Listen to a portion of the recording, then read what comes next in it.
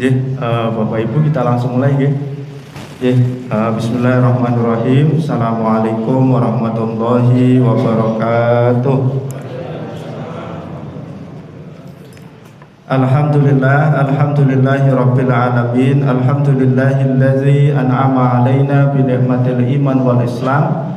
Asyhadu an la ilaha illallah wa asyhadu anna Muhammadan abduhu wa rasuluh. La nabiyya wa la rasula ba'dah.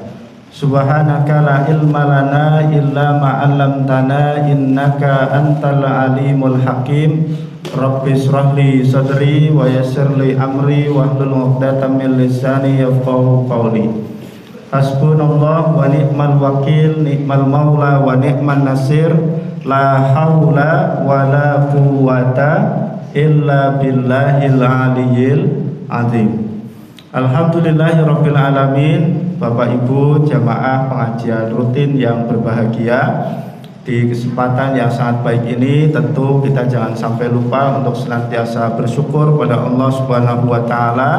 Semangatnya la in syakartum la azidannakum wa la in kafartum inna adzabi lasyadid.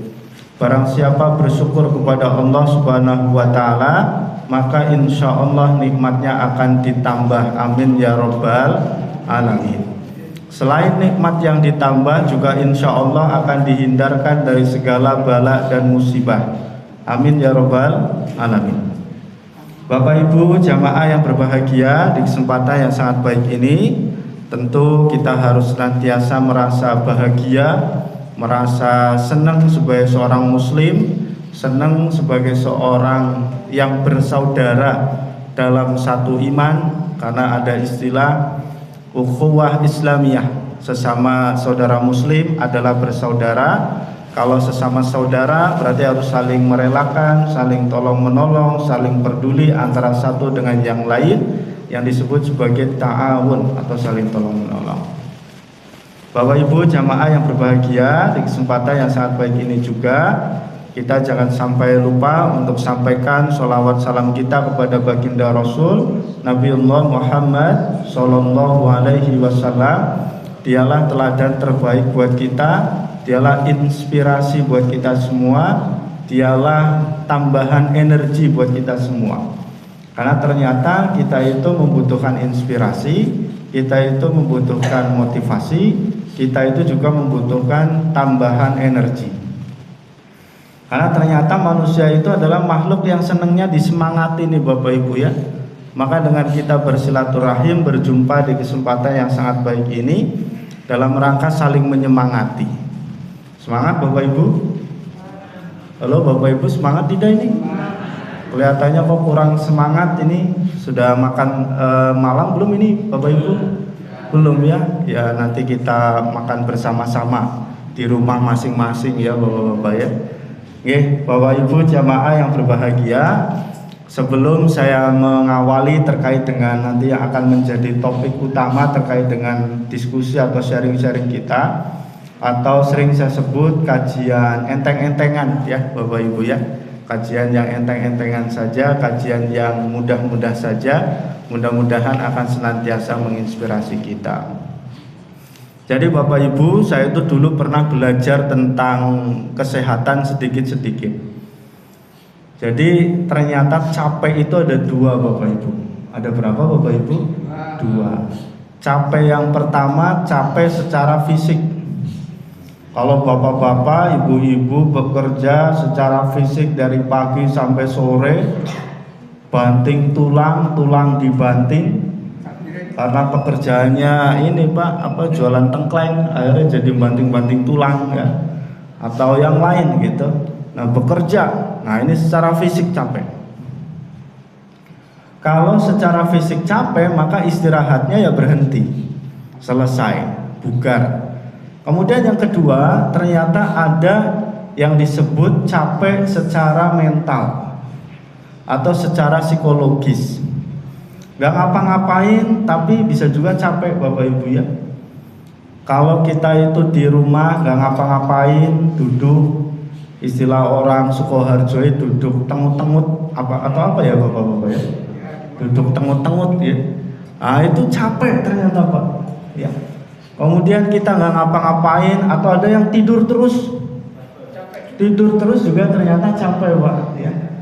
Padahal nggak ngapa-ngapain, ternyata capek. Kalau kita naik bis perjalanan jauh nggak ngapa-ngapain, itu juga ternyata capek. Pengajian duduk-duduk ternyata juga capek ternyata, ya Pak, ya. Nah, jadi ternyata ini juga capek. Tapi ternyata kalau kita tinjau dari sisi kesehatan, ibu bapak yang berbahagia, ternyata ketika seseorang itu capek, ya, ini bisa berpotensi menyebabkan tekanan hidup. Nah, ada para ilmuwan, para ahli yang suka meneliti dalam hal kesehatan. Lalu apa obatnya? Kalau tadi capek secara fisik kan gampang, kerja terlalu keras, ya sudah istirahat. Tapi bagaimana kalau capek secara mental? Orang tidur terus saja capek, masa tambah tidur lagi, Pak? Ya, tambah capek nanti. Nah, maka ternyata salah satu peneliti namanya Robert Waldinger, mungkin Bapak Ibu pernah ada yang tahu, punya teori namanya human relationship. Nah, dia mengatakan bahwa ketika seseorang capek secara mental, obatnya itu adalah silaturahmi, Bapak Ibu. Apa, Bapak Ibu? Silaturahmi, silaturahim. Ya. Dalam bahasa Pak Robert tadi namanya human relationship. Human artinya manusia, relationship artinya berhubungan. Kita sudah punya namanya silaturahmi, Bapak Ibu. Nah, kita baru percaya kadang kalau sudah ditemukan penelitian, baru kita yakin tentang silaturahim. Maka ternyata ibu bapak yang berbahagia, di kesempatan yang sangat baik ini, maka mudah-mudahan kita itu bisa tadi, yang penat, yang capek secara mental, secara psikologis, ini tidak capek lagi. Karena apa? Karena ketika kita bertemu dengan teman kita, bertemu dengan saudara kita, saling menyapa, saling menyemangati, saling menasehati, inilah ternyata obat capek itu, Pak.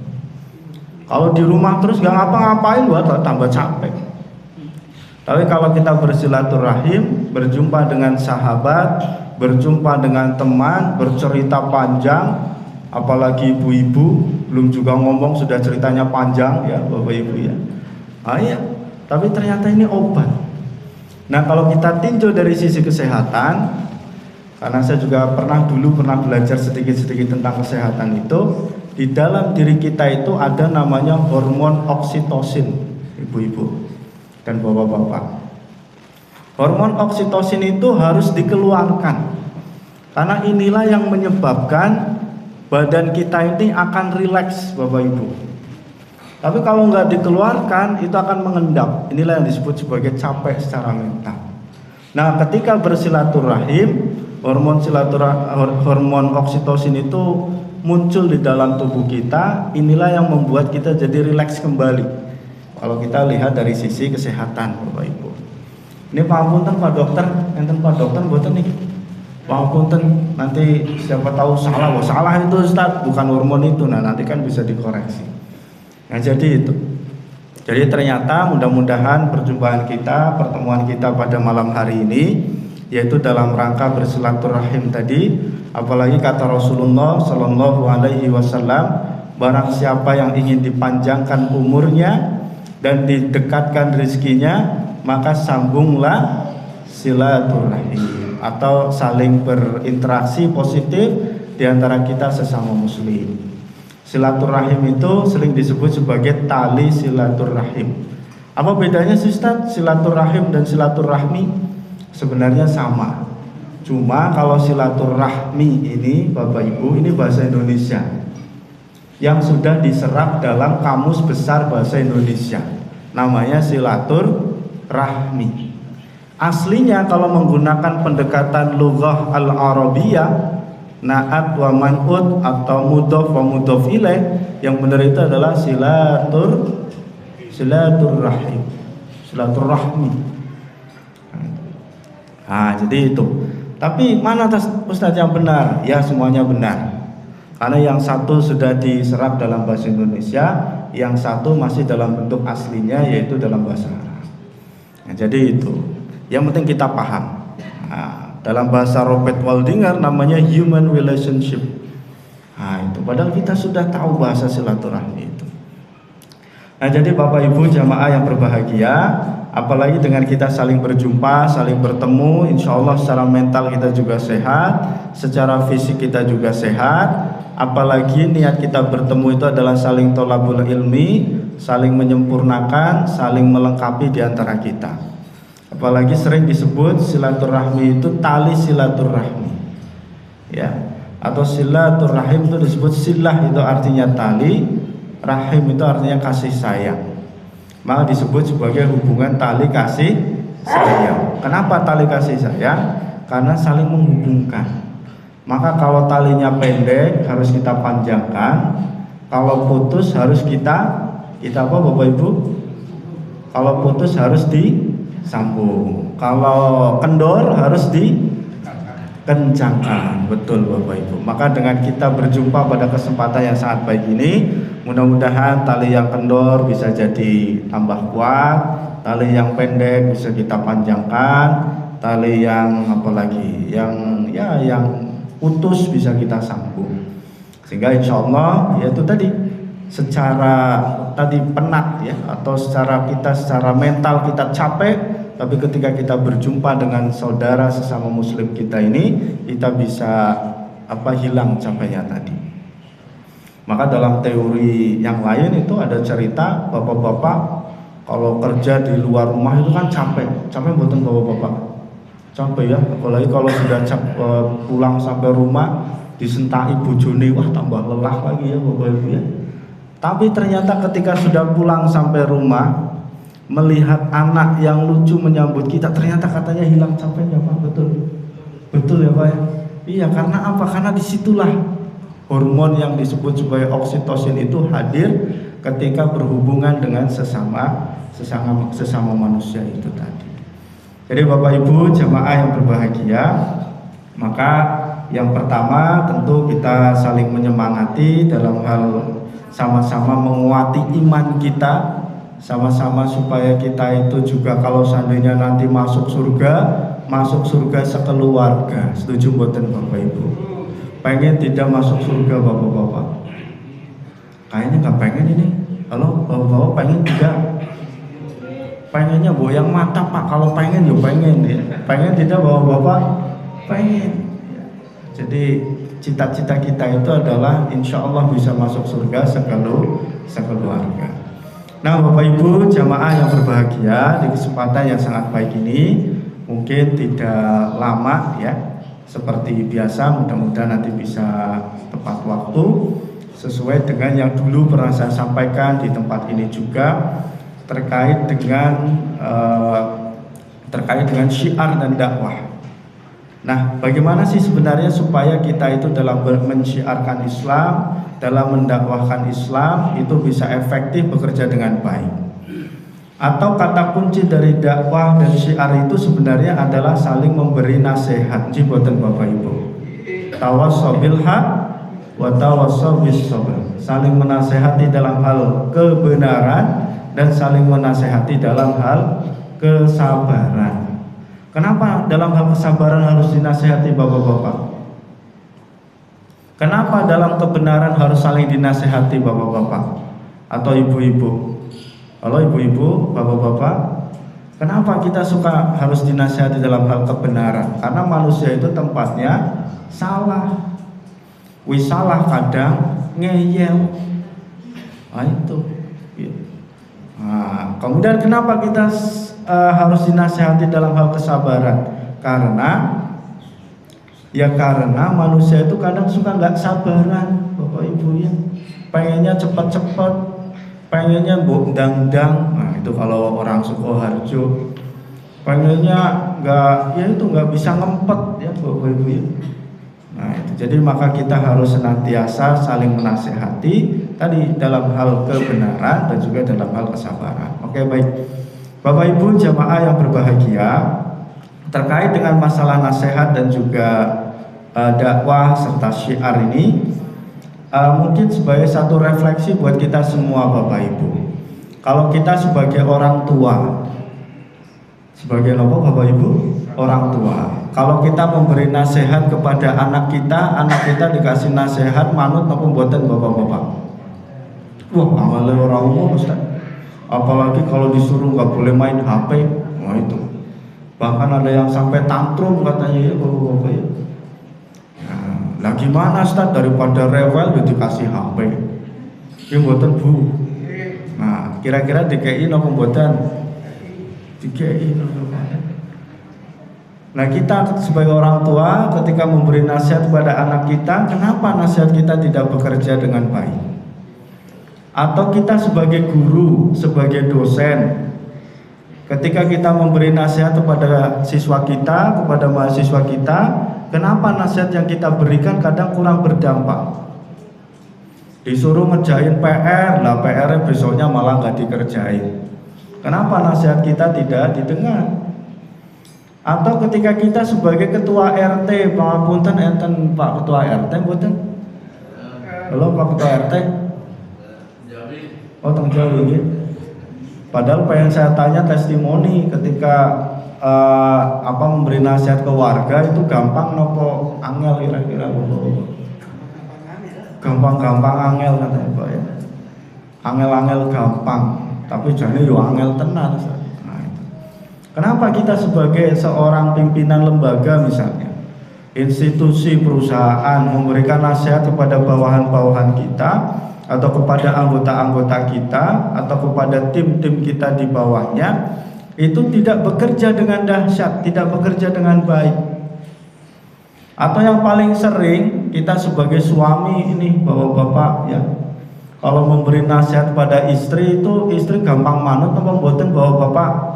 Ibu-ibu nggak usah ikut bicara, ini pertanyaan buat bapak-bapak. Gimana bapak-bapak? Kalau ngasih nasihat kepada istri gampang nopo mboten? Mau bilang gampang yo nyatane ora. Arep bilang mboten yo ibune ning mburi. Ya kita jujur lah Bapak Ibu ya. Yaitu kita kadang gampang-gampang susah. Kemudian pertanyaan kita, kenapa nasihat yang kita berikan kadang kurang berdampak? Atau kita sebagai dai, sebagai ulama, sebagai guru ketika memberikan tausiah kepada umat, kepada kaum muslimin, itu kenapa kaumnya kok masih gitu-gitu aja? Tidak ada dampak. Nah, ini pertanyaan kita. Minimal kita sebagai kepala keluarga sajalah Bapak Ibu ya. Nanti kita merefleksi. Kita nggak usah menyalahkan yang kita kasih nasihat, kita nggak usah nyalahkan orang lain, kita cukup evaluasi diri saja. Maka ini kita perlu belajar dari kisah di dalam Al-Quran, yang kisah ini juga sebagai jawaban. Dulu Rasulullah itu diprotes oleh para sahabat. Mungkin bahasa kita diprotes ya Bapak Ibu ya. Karena para sahabat mengatakan, ya Rasul, kayaknya Quran ini bukan buat kita deh. Lah kenapa? Karena Al-Quran itu kayaknya hanya untuk para nabi. Loh kok iso? Atau kalau bahasa orang Jawa gitu ya, kok bisa? Ya, karena kisah-kisah yang di dalam Al-Quran itu kisahnya para nabi. Kalaupun ada tokoh-tokoh yang lain, itu tokoh-tokoh yang dekat dengan kenabian. Bahkan tokoh antagonis sekalipun semuanya dekat dengan peristiwa kenabian. Ali Imran itu dekat dengan kenabian. Nabi Zakaria, Nabi Yahya, Nabi Isa, Maryam juga yang melahirkan Nabi Isa, dan lain sebagainya. Semua kisah terkait dengan kenabian. Lah kita ini bukan nabi ya Rasul. Gimana kita itu bisa menjalankan Al-Quran? Jembotan bapak-bapak. Sebelum diprotes saya jawab dulu. Maka turunlah satu ayat di dalam Al-Quran atau surat di dalam Al-Quran, namanya surat Luqman. Surat apa Bapak-bapak? Karena mengisahkan seorang tokoh namanya Luqman. Coba Luqman itu berkaitan dengan Nabi siapa Pak? Kalau Bapak-bapak, Luqman itu dekat dengan peristiwa kenabian dengan Nabi siapa? Kalau Bapak-bapak yang bisa jawab hadiahnya umroh, daftar dewe-dewe tapi ya. Apa Pak? Luqman itu dekat dengan peristiwa kenabian atau tidak? Tidak. Dekat dengan nabi siapa? Tidak.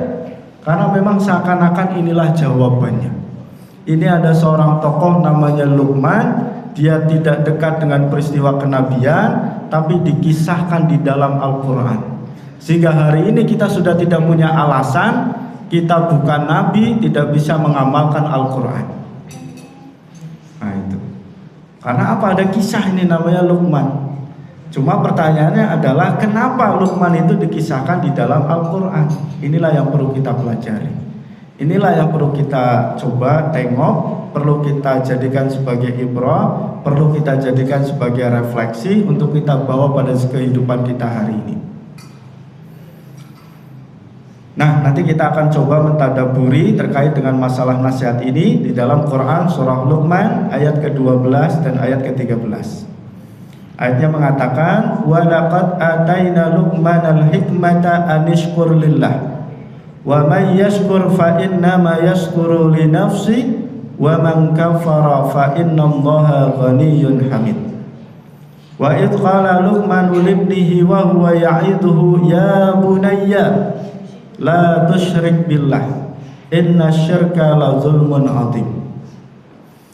Dan sesungguhnya telah kami berikan kepada Luqman al-hikmah, sehingga Luqman menjadi orang yang pandai bersyukur. Ketika dia bersyukur, sebenarnya bersyukur pada dirinya, kata Luqman. Kemudian barulah Luqman memberikan nasihat kepada anak-anaknya. Kalau kita lihat komentar dari pakar sejarah Budi Ashari, beliau pernah mengatakan dua ayat ini sebenarnya bersatu padu dan dihubungkan oleh wa di depan dari Quran surah Luqman ayat 13 yang dalam bahasa disebut sebagai wawu isti'naf. Wawu yang fungsinya menghubungkan antara dua kalimat. Kalimat sebelumnya yaitu ayat yang ke-12 dan kalimat berikutnya dalam ayat yang ke-13. Nah, komentar dari Imam Ibnu Katsir ini di dalam dua kalimat ini mengandung namanya sebab akibat. Dalam bahasa Inggris namanya conditional sentence. Pangapunten Pak Guru bahasa Inggris enten mboten? Kalau Pak Guru ya, akan mungkin mengenal ada namanya conditional sentence. Artinya kalimat bersyarat. Oh, kalau begitu kalimat yang pertama dalam Quran surah Luqman ini adalah syarat melaksanakan ayat yang berikutnya dalam ayat yang ke-13. Dan sungguh Luqman telah dikaruniai hikmah, maka kalimat berikutnya Luqman kemudian melakukan namanya nasihat. Wa huwa ya'iduhu. Kemudian Luqman berkata kepada anaknya dengan memberi nasihat. Oh, berarti ini menjadi refleksi buat kita ibu-ibu, bapak-bapak. Kalau kita mau memberikan nasihat harus disertai dengan apa Bapak Ibu? Dengan apa tadi? Dengan hikmah. Oh Bapak ya, padahal baru aja disampaikan langsung lupa ini ya. Ya, jadi ketika kita menyampaikan nasihat harus disertai dengan hikmah. Inilah kisah dari Luqman. Karena Luqman diberikan hikmah, maka namanya Luqman al-Hakim. Luqman yang penuh dengan kebijaksanaan. Nah, Luqman itu siapa? Ternyata Imam Ibnu Katsir rahimahumullah taala beliau pernah mengatakan yang dimaksud dengan Luqman al-Hakim di sini itu nama lengkapnya adalah Luqman bin Anqa bin Sa'dun katanya. Luqman bin Anqa bin Sa'dun, ada kata kunci Sa'dun, maka beliau mengatakan bahwa yang dimaksud Luqman itu adalah berasal dari Habasyah. Habasyah itu mana Bapak Ibu yang pernah belajar sejarah Islam? Habasyah itu adalah sana Ustaz jauh. Ya benar jauh Pak. Habasyah itu adalah ya di Afrika, betul Pak. Kalau sekarang namanya negara apa Pak? Halo Bapak-bapak atau ibu-ibu? Saudi Ustaz, ya salah. Kan di Afrika. Jadi dulu dalam tradisi peradaban Islam masa lalu, Habasyah itu hari ini terdiri dari dua negara. Yang pertama namanya Ethiopia, yang sebelah utara Ethiopia namanya.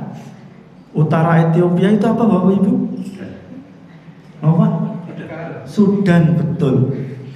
Sudan inilah kakek buyutnya namanya Luqman bin Anqa bin Sa'dun. Dari Sa'dun inilah kemudian menjadi kakek buyut dari negara Sudan. Yang jelas orang Afrika itu sebagaimana ya orang Afrika yang lain. Dulu di dalam tradisi peradaban Islam itu orang Afrika itu yang dikisahkan dalam sejarah Islam, pertama ada namanya Bilal bin Rabah. Yang kedua namanya Wahsy. Wahsy itu dulu yang pernah membunuh pamannya Rasulullah, Hamzah. Kemudian ketika masuk Islam dia juga yang membunuh Musailamah al-Kadzab. Nah itu. Nah ketika kita bicara orang Afrika, maka ya seperti Bilal dan juga siapa tadi bapak-bapak? Wahsy, berkulit hitam, ya. Kemudian dari Afrika, seperti itulah. Nah yang jelas tapi dari Afrika bangsa Arab atau bangsa Arab Afrika, yaitu Ethiopia dan juga Sudan yang dulu disebut sebagai Habasyah. Maka namanya Luqman Pak. Kalau dari Jawa ya namanya bukan Luqman, mungkin namanya Legiman atau apa ya bapak-bapak ya. Karena biasanya orang Jawa kalau ngasih nama kan sesuai dengan tanggal lahir pasarannya. Kalau Legi ya Legiman. Kalau Pon Pak, Poniman, mapunten enten Pak Poniman mungkin gitu. Atau kalau Wage, Wagiman, mapunten Pak Wagiman, mapunten. Apalagi bapak-bapak ya. Paing, Paiman, gitu, betul. Gitu. Jadi ternyata kita baru sadar ya Pak ya. Karena nama itu kadang memang disesuaikan dengan nama lahir pasaran atau hari lahir pasaran dulu. Nah itu. Nah jadi itu bapak-bapak ya, yang jelas Luqman itu dari bangsa Arab, nggak mungkin dari bangsa Jawa. Nah, itu. Maka ini menjadi menarik, seakan-akan ini loh ada kisah namanya Luqman tidak ada kaitan dengan kenabian, malah justru berasal dari bangsa Eropa, Afrika yang jauh di sana. Coba belajarlah darinya. Dia bisa menjadi kisah inspiratif dari Al-Quran. Dia bukan nabi, tidak dekat dengan kenabian. Maka sahabat sudah tidak bisa ngomong apa-apa Pak. Yang ada adalah kita harus berusaha ngamalin Quran. Setuju buatan bapak-bapak? Iya. Nah oke, kita kembali ke sini bapak-bapak dan ibu-ibu di dalam Quran surah Luqman ini.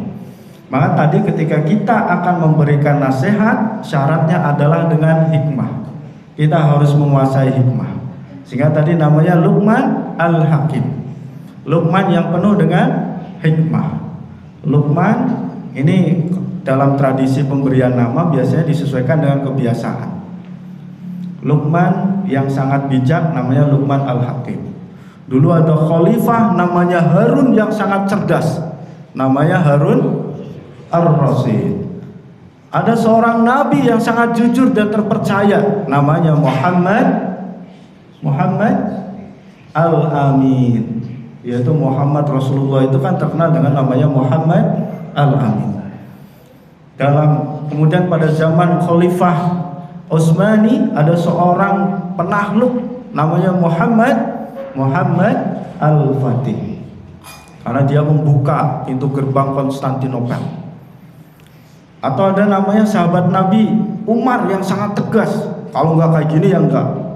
Namanya Umar Al-Faruq. Ada seorang namanya Abu Bakar, tapi dia sangat membenarkan apa yang disampaikan Nabi. Maka namanya Abu Bakar Asy-Siddiq. Termasuk ketika ada Nabi namanya Nabi palsu, namanya Musailamah, sehingga disebut sebagai Musailamah Al-Kadzab. Jadi hati-hati nih bapak-bapak. Kalau kita itu hobinya mencuri, nah itu si A si pencuri. Kalau hobinya apa ya, bohong, nah itu si A si pembohong. Kalau hobinya, kalau ngantuk enggak kayaknya ya Pak ya. Atau kalau hobinya apalah gitu, suka ghibah, ya nanti akan terkenal itu juga. Itu loh yang suka ghibah. Nah, jadi ini juga kita belajar ternyata dalam tradisi memberikan apa kadang dilekatkan dengan karakter. Selain juga dilekatkan dengan daerah tempat dia berasal. Imam Bukhari karena dia tinggal di atau berasal dari Bukhara. Imam Tirmizi karena dia berasal dari Tirmiz. Kemudian Al-Khawarizmi karena dia berasal dari desa namanya Al-Khawarizm atau Khawarizm dan lain sebagainya. Oke. No, Pak? Imam Samudra berarti dari Samudra. Kali Jogo berarti suka Jogo kali. Nah, dan lain sebagainya. Baik, Bapak-bapak jamaah yang berbahagia, Bapak Ibu yang kami hormati, yang berikutnya kita kembali terkait dengan tadi Luqman Al-Hakim. Berarti Luqman sebelum memberikan nasihat dia harus punya hikmah. Inilah pelajaran kita Bapak-bapak.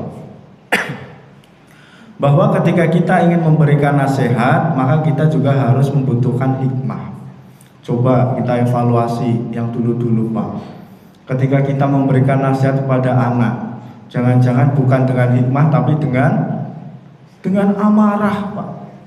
Sambil murka, sambil lempar batu sembunyi tangan. Nah itu kalau peribahasa ya Bapak. Atau ibu-ibu ketika memberi nasihat kepada anaknya juga mungkin bukan dengan hikmah tapi dengan amarah ya. Sambil wajah merah, kerudungnya membesar, kaki mengais-ngais, wah itu kayak banteng ya Pak ya. Nah itu. Ini bukan dengan hikmah tapi dengan amarah. Oh, pantas saja nasihat kita selama ini tidak efektif. Jadi ulama, jadi dai memberikan nasihat, nah mungkin dengan marah-marah. Maka benar nasihatnya jadi kurang berdampak, kurang efektif. Sebagai orang tua juga sama. Sebagai suami memberikan nasihat pada istri mungkin dengan marah-marah, dengan kasar. Karena istri perempuan itu makhluk halus, betul Bu? Halo ibu-ibu? Ya, makhluk halus. Maka nggak boleh diperlakukan dengan kasar. Tapi selama ini, oh benar, saya selama ini suka berbuat kasar. Maka inilah yang menyebabkan nasihat kita kurang berdampak. Maka kita lihat komentar dari Imam Ibnu Katsir rahimahumullah ta'ala ketika menyebutkan apa itu sebenarnya hikmah. Ma huwal hikmah atau ma hiyal hikmah. Apa itu hikmah? Maka Imam Ibnu Katsir mengatakan ada 3 unsur dari hikmah. Salasa an-nasir al-hikmah.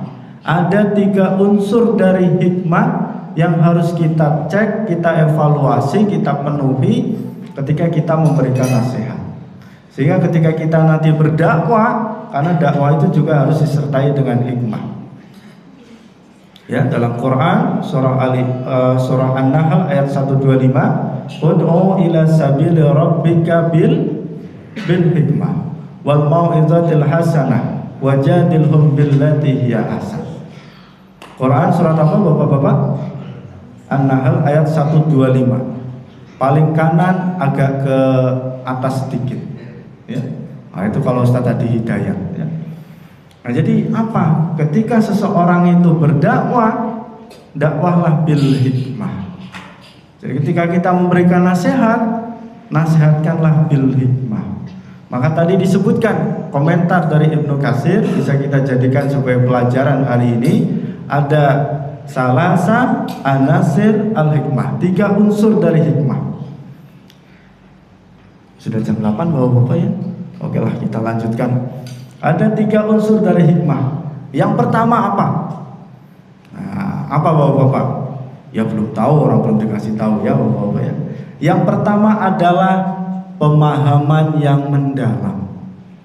Yang dimaksud hikmah unsur pertama itu adalah pemahaman yang mendalam. Kenapa Bapak Ibu? Ya, pemahaman yang mendalam terhadap sesuatu itu menjadikan hikmah, menjadikan nasihat mudah disampaikan.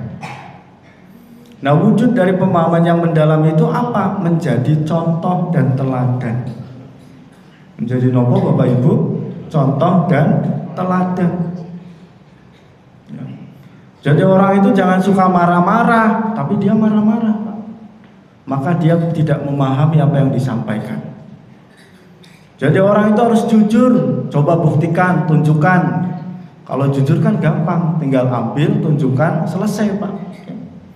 Misal ijazah palsu itu, tunjukkan aja, selesai. Ini kita nggak ngomongin siapa-siapa ya Bapak Ibu ya, karena memang kebetulan contohnya gampang itu. Nah itu. Jadi kalau kita mau menyampaikan, jadilah orang jujur, ya jadilah teladan kejujuran itu. Maka ketika Rasulullah Shallallahu Alaihi Wasallam mengatakan, alaikum bisidqi, inna sidqa yahdi ilal bir, wa innal birra yahdi ilal jannah. Singkat pendek tapi begitu mengena oleh para sahabat. Karena apa? Jadilah orang yang jujur, jujur mengantarkan kebaikan, kebaikan mengantarkan surga. Kenapa? Karena Rasulullah itu sudah terkenal dengan kejujurannya. Karena nggak mungkin orang mengatakan jujur tapi dia sendiri pembohong. Jangan jadi orang yang suka korupsi, dianya sendiri korupsi. Maka yang disampaikan tidak berdampak.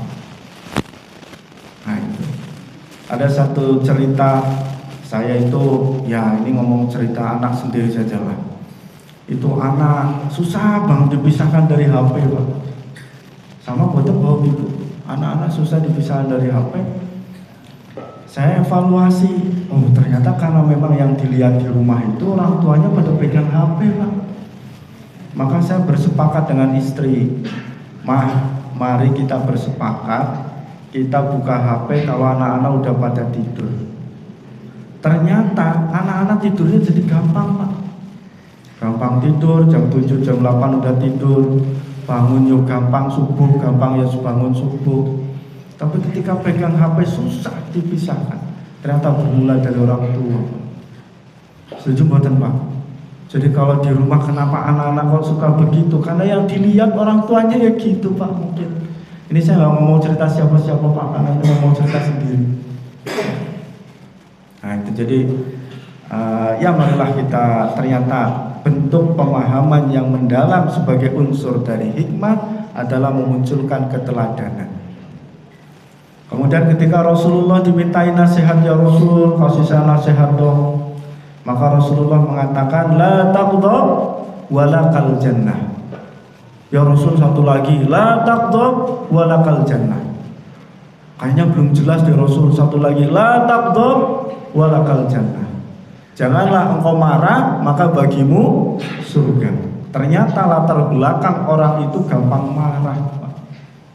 Nah Rasulullah, wah Masya Allah, sabarnya luar biasa. Ketika dakwah dilempar batu, dan alhamdulillah sampai sejauh ini saya belum pernah dilempar batu Pak.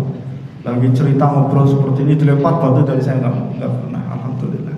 Tapi Rasulullah Masya Allah, dilempar batu, dilempar kotoran, dihinakan dan lain sebagainya. Rasul aja yang sebegitu mulianya masih banyak yang menghinakan. Apalagi yang model kayak kita ya Pak ya, modelnya nyebelin asli ya. Ada yang menghinakan, maka jangan suka sakit hati Pak. Jadi evaluasi saja, ya Allah benar ini saya memang menghina banyak kekurangan dan salah. Rasul saja yang sebegitu mulia banyak yang suka menghina. Apalagi yang model kita tadi Pak, nyebelin asli ada yang menghina, ya pantas ya Bapak ya. Terutama ibu-ibu, halo ibu-ibu. Halo ibu-ibu. Nah itu ya. Jadi nggak usah merasa sok mulia lah gitu ya. Nah, mungkin bahasa agak ininya seperti itu. Maka ini belajar dari Rasulullah. Kenapa Rasulullah sangat berhasil ketika memberikan nasihat? Karena dia sendiri menjadi teladan. Oke, baik, kita percepat. Unsur hikmah yang kedua. Unsur hikmah yang kedua adalah wawasan ilmu yang luas. Napa ibu-ibu, bapak-bapak? Ya, wawasan ilmu yang luas. Jadi ketika kita memberi nasihat tentang sabar misalnya, ya kita harus tahu sabar itu apa. Dalil Al-Qur'annya apa? Dalil dari hadis Rasulullah, kisah ceritanya seperti apa? Contoh teladan orang berperilaku sabar itu seperti apa? Kemudian kisah inspiratif, motivasi, semangatnya terkait dengan sabar itu seperti apa? Kalau bisa harus kita ketahui, maka ketika kita sampaikan dengan wawasan ilmu yang luas, akan semakin memperdalam pemahaman seseorang itu. Nasihat bisa mudah sekali diterima. Karena apa? Disertai dengan wawasan ilmu yang luas. Jujur sama, kita harus tahu jujur itu apa. Secara terminologi kalau perlu kita ketahui. Rujukan dalam Kamus Besar Bahasa Indonesia kalau perlu kita ketahui Bapak Ibu ya. Termasuk rujukan dalam Kamus Besar Bahasa Arab mungkin kalau ada, kita juga perlu tahu. Maka disinilah wawasan ilmu yang luas. Nah, termasuk contoh perilaku bersabar, jujur dan lain sebagainya. Nah, oh kalau begitu ternyata ngaji itu penting. Ngaji penting buatan Bapak Ibu. Mencari ilmu penting buatan Bapak Ibu. Ya. Karena ketika seseorang mencari ilmu, ngaji, kita memiliki wawasan yang luas, bisa menjadikan nasihat yang kita sampaikan bisa lebih berdampak dan efektif. Bapak Ibu senang ngaji mboten? Kalau Bapak Ibu senang mboten? Ya. Lebih senang ngaji apa nonton dangdutan Bapak Ibu? Apalagi sekarang di alun-alun katanya ada apa? Om Lorenza ya Bapak ya. Mungkin kalau kajian kita terasa sepi karena di alun-alun yang ramai ya Bapak Ibu ya. Jadi betul sih Bapak Ibu benar ya. Kalau soalnya saya cuma melihat apa spanduk katanya ada Lorenza. Kalau MotoGP Lorenzo ya Bapak Ibu ya. Jadi Bapak Ibu jamaah yang berbahagia, jadi ternyata oh berarti kalau begitu menuntut ilmu itu penting. Oh kalau begitu kita ngaji itu penting. Ya, datang aja ngaji apapun yang dibahas gitu ya. Nah, karena ayatnya dalam Quran surah Al-Mujadilah yang sering disampaikan oleh guru-guru kita itu yarfa'illahu allazina amanu minkum wallazina utul ilma darajat. Orang yang berilmu itu akan ditingkatkan derajatnya. Jadi kalau ada orang sama-sama beriman, A dan B sama-sama beriman, salah satu diantaranya dikaruniai dengan ilmu, maka yang beriman dan dikasih ilmu ini derajatnya lebih tinggi. Tapi kalau sama-sama beriman gak punya ilmu gimana? Ya sama-sama lah. Tapi kalau dia punya ilmu, maka di sisi Allah itu insya Allah derajatnya lebih tinggi. Oh kalau begitu ya penting kalau belajar ilmu, Bapak Ibu penting. Kalau begitu kita penting datang pengajian, betul Bapak Ibu ya. Gak usah melihat, gak usah sebel sama ustadznya, gak usah Pak ya. Nah, itu. Mungkin pengajian hari ini saya males lah, ustadznya Ustadz Dardim misalnya. Saya contohnya saya aja ya Bapak Ibu ya. Gak usah contoh yang lain. Gak usah seperti itu. Nah, kita niatkan yang baik, maka insya Allah sepatah dua patah kata, insya Allah akan ada wawasan ilmu yang kita dapatkan. Kemudian Ibu Bapak yang kami hormati, yang terakhir unsur dari hikmah supaya kita dalam memberikan nasihat bisa bekerja dengan baik, nasihat kita bisa didengar. Yang terakhir itu adalah kita ulangi dulu deh Bapak Ibu. Tadi yang pertama apa Bapak Ibu? Pemahaman yang mendalam. Yang kedua, wawasan ilmu yang luas. Nah, yang ketiga adalah kalimat bertutur yang baik. Napa Bapak Ibu? Kalimat bertutur yang baik. Melihat ketika Luqman mengatakan wa huwa ya'iduhu ya bunayya la tusyrik billah, wahai anakku, tapi menggunakan kata ya bunayya. Artinya apa? Ini menyapa anak dengan kualitas perkataan yang terbaik.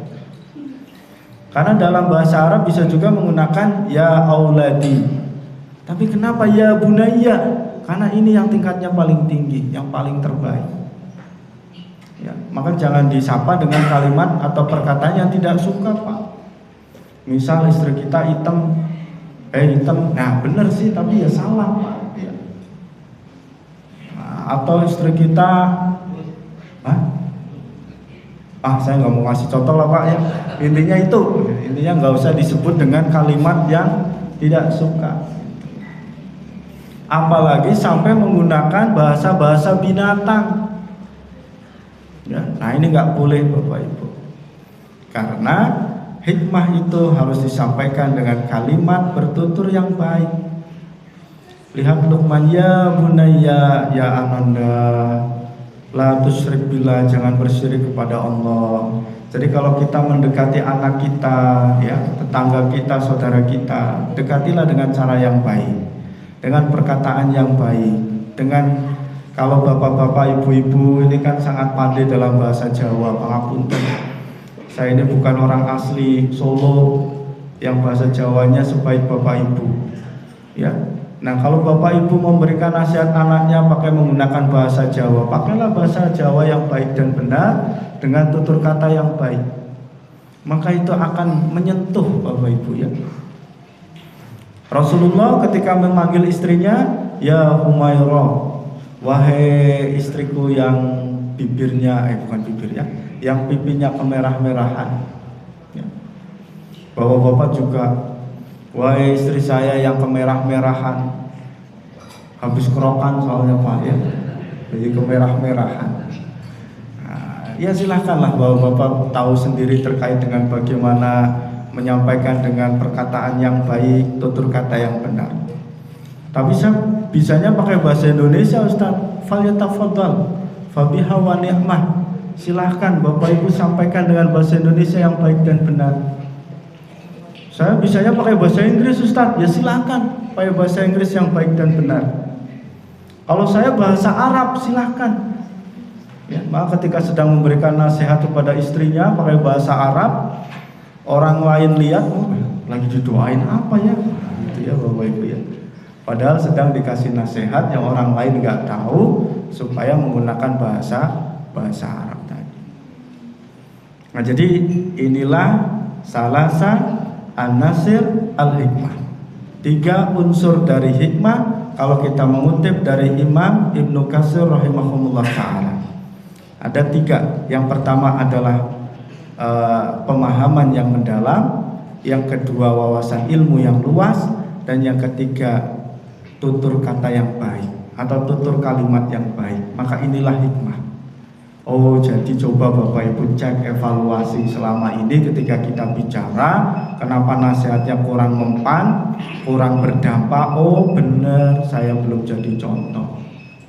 Oh benar, lah kayak saya kalau ngasih nasihat sambil jengkel, sambil marah-marah, malah disertai dengan ucapan-ucapan yang kurang mengenakan, dikasih ucapan-ucapan yang malah pamer, ya. Ibu-ibu nasihati ke anak, ya. Bayangkan nak, dulu ibu yang mengandung kamu, anaknya pinter, lah suruh siapa bu ngandung saya? Nah itu. Oh benar, berarti selama ini ketika saya memberi nasihat bukan dengan hikmah tapi pamer jasa Bapak Ibu, ya. Nah itu, sertailah dengan hikmah tadi. Dan terakhir Bapak Ibu jamaah yang berbahagia, ternyata di dunia ini, di alam dunia ini ada satu makhluk yang sangat hebat dalam memberikan nasihat. Ada yang tahu Bapak Ibu? Siapa makhluk yang paling hebat dalam memberikan nasihat? Namanya? Siapa Bapak Ibu? Ternyata namanya adalah iblis, Pak. Iblis itu begitu sangat hebat dalam memberikan nasihat. Maka saya ingin mengatakan jangan kalah dari iblis dalam memberikan nasihat. Oh, coba Bapak Ibu lihat ayat Al-Qur'annya. Dalam Quran surah Al-A'raf ayat 21. Ketika Adam dan Hawa dia sedang berada di surga, ada satu buah larangan, maka ada iblis di situ. Iblis mengatakan, wa qasamahuma innilakuma la minan nasihin. Saya berazam, saya bersumpah wa qasamahuma kepada kalian, ya, bahwa saya di antara kalian yaitu Adam dan Hawa itu adalah sebagai pemberi nasihat. Wa qasamahuma innilakuma la minan nasihin. Nasihin yaitu orang atau pelaku yang memberikan nasihat. Jadi ternyata posisi iblis itu musuh atau bukan Bapak Ibu? Musuh nyata atau musuh tidak nyata? Bapak Ibu tolong dijawab supaya nggak ngantuk, ya. Musuh yang nyata atau musuh tidak nyata Bapak Ibu? nyata. Tapi apa bentuk permusuhan dari iblis itu? Iblis hanya memberi nasihat, Pak. Wa qasamahuma inni lakuma la minan nasihin. Sesungguhnya saya di antara kalian hanya sebagai pemberi nasihat. Maka hati-hati kalau ada yang suka memberi nasihat, itu nasihatnya kurang baik ya. Atau saya suka bilang ke mahasiswa saya, hati-hati kalau ada teman yang tiba-tiba kalian mau kuliah terus bilang, alah nggak usah kuliah, paling dosennya juga nggak datang, belum aja berangkat sudah ngomong begitu Pak. Nah ini juga hati-hati. Karena coba kita cek lihat ayatnya dalam Quran surah Al-A'raf ayat ke-20, ayat sebelumnya. Di sana iblis mengatakan, wa qala ma nahakuma rabbukuma an hadhihi sajarah illa an takuna malakaini aw takuna minal khalidin. Dan iblis berkata kepada Adam dan Hawa, padahal ketika itu Adam dan Hawa dilarang untuk makan buah, wallahu a'lam nama buahnya apa, yang jelas ada buah larangan di situ. Dan iblis mengatakan ketika memberi nasihat kepada Adam dan Hawa, Tuhan kamu tidak melarangmu dan mendekati pohon ini kecuali apa? Kecuali supaya kalian itu tidak menjadi malaikat dan tidak menjadi orang yang kekal. Coba tahu dari mana iblis itu kalau makan buah itu kok bisa jadi malaikat atau menjadi orang yang kekal? Ya seperti itulah tipu daya Bapak Ibu. Yang penting digoncangkan dulu, diragukan dulu. Sama kayak tadi mahasiswa, gak usah ke kampus, paling dosennya gak datang, tahu dari mana. Kalau mau pengajian tiba-tiba apa, gak usah pengajian, di rumah aja, paling ustadznya juga gak datang, tahu dari mana coba. Kalau Bapak Ibu, kadang memang untuk memberi nasihat diselingi dengan kebohongan-kebohongan tadi. Maka inilah harus hati-hati.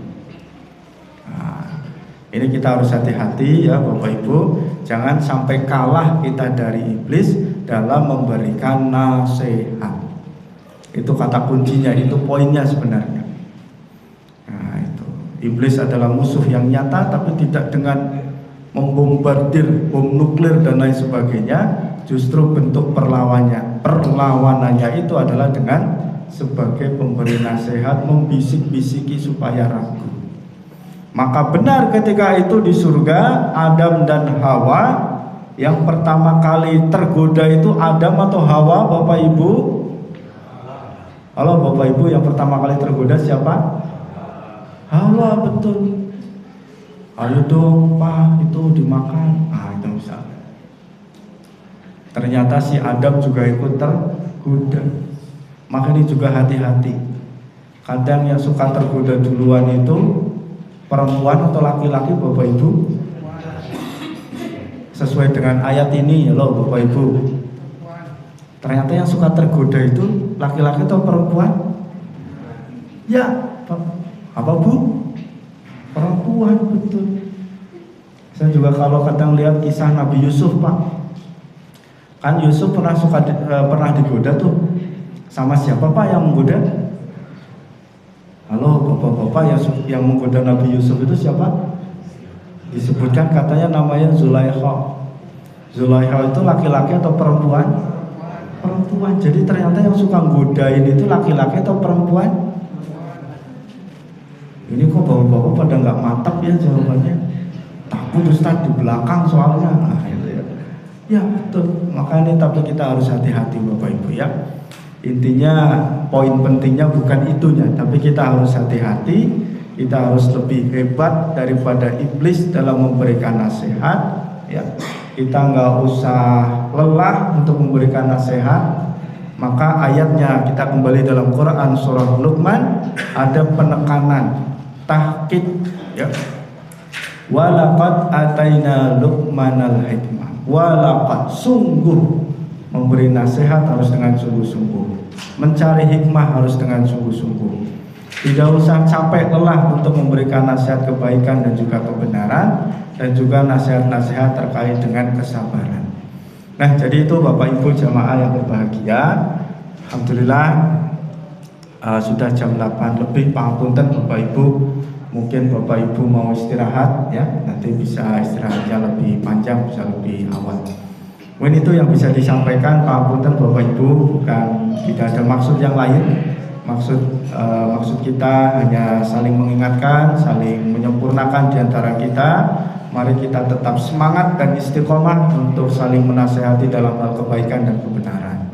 Sembari kita mengevaluasi kenapa nasihat kita kok tidak berdampak, tidak bekerja dengan baik.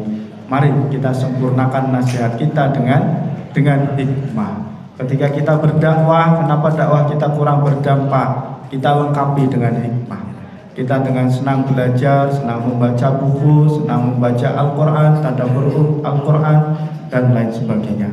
Pangapunten mungkin itu ya Bapak Ibu yang bisa disampaikan. Mudah-mudahan bermanfaat, kurang lebihnya mohon dimaafkan. Mudah-mudahan kita bisa berjumpa, bersilaturahim di lain waktu, lain kesempatan. Nasrul minallah wa fathun qarib wa basyiril mu'minin. Wassalamualaikum warahmatullahi wabarakatuh.